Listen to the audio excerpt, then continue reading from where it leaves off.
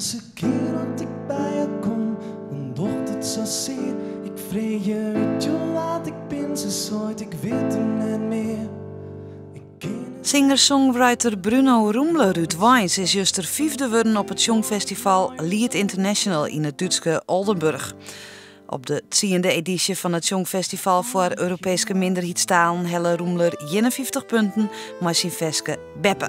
Ze sjot nooit mij, ze heeft mijn stem, maar weet niet meer wat ik nou ben.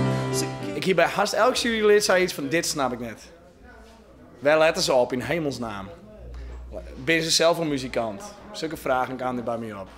Maar goed, aan de andere kant denk ik, ja, blijkbaar is dat wat ze jaren willen. Blijkbaar is dat wat ze interessant vinden. De 19-jarige Martina Iora uit Zuid-Tirol won deze editie van Lied International met 73 punten, met haar veske Via con mia musica. Congratulations, well done! Un'altra più bella, me vado sulla luna e mi foni le accesa. La vita o te la fas proprio che già sa, non me cruce sempre via con mia musica. No, I didn't expect it at all.